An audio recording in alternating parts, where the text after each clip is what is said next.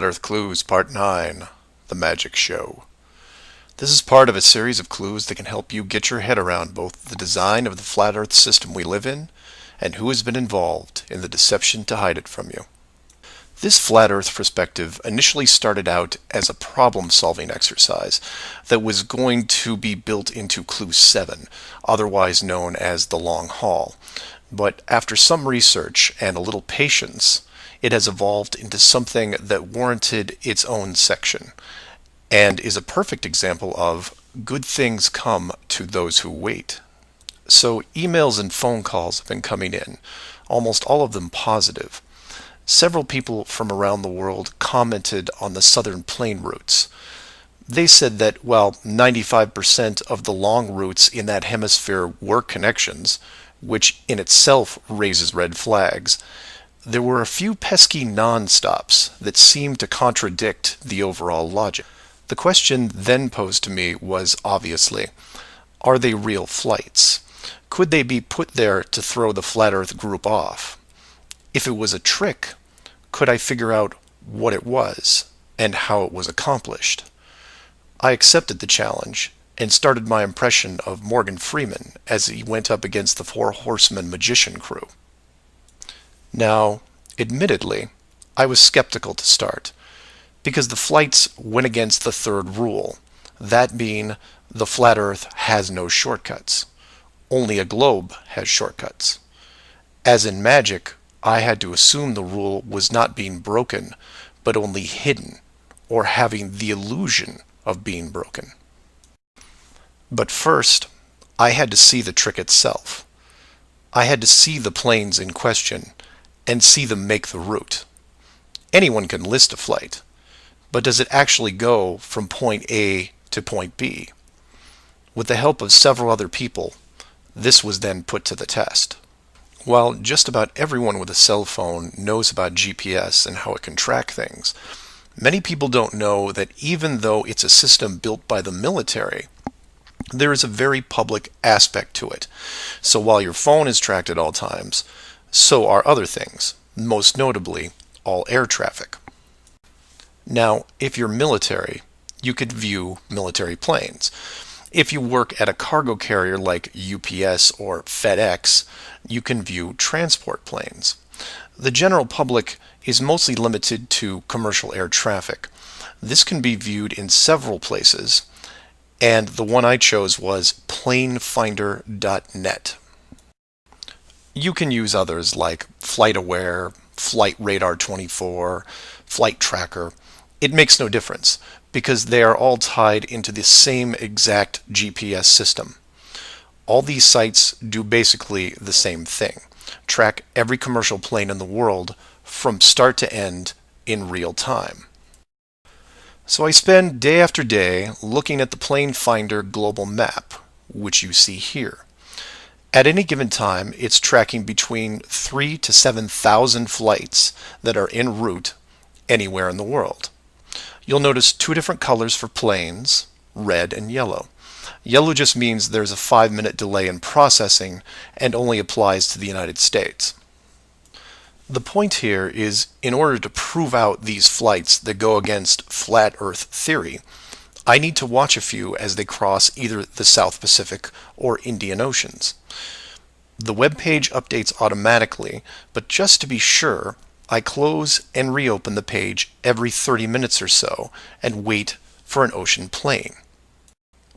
And I wait, and I wait, and I wait some more. Hours pass, days pass, and no red planes to entertain me. And somewhere in this process of me just staring at these empty oceans, waiting for a plane to cross, something occurs to me. Can you guess what it is? Nothing is crossing these oceans. Not non-stops, connections, multiple connections, nothing. But that's not possible, right?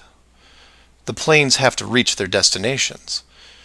So I change gears and just watch the coastlines of anything in the southern hemisphere, and I start to see it. I follow a simple plane out of Brazil on its way to South Africa, which, by the way, is not part of the long haul argument. It's offshore just a few hundred miles. I get something to drink, and when I come back, it's gone.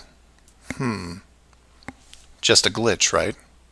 So I follow another, and another, and the same thing happens again and again. Once the plane reaches an imaginary line in the water, GPS makes it disappear. Then a friend who is also working on this problem sends me some links, which I've included in the description. I encourage you to take a look at them. At first, they don't seem like much, just an average flight log showing speed, altitude, locations, things you could expect. Then you scroll down to about 3:30 in the morning, and the location drops away and is replaced by either the word approximate or the word estimated. This then continues for the next 5 hours until, miraculously, 1 hour before landing, the flight log reestablishes itself, and the GPS system shows the plane in real time about to reach its destination. So to be clear to those who may not be seeing everything here, the flights are being dropped off GPS, and their flight data is also turned off and stays off until they are almost on top of their arrival point. And you say, well, that's how GPS works. Well, no, because the Northern Hemisphere has planes flying all over their oceans.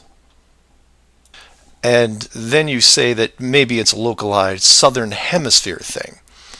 And I say, then why are all the flights over or near land perfectly tracked? Furthermore, this is a US-based system, with Americans flying on vacation every single day. You're telling me that those people aren't going to be tracked?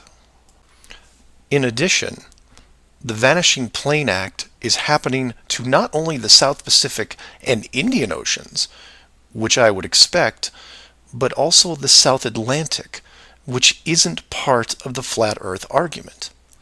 There are a bunch of flights that cross this relatively small ocean between South America and Africa, and every one of the planes is hidden shortly after takeoff.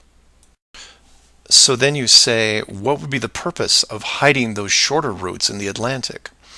It's because of something I didn't see right away. If you hide one flight, you have to hide them all.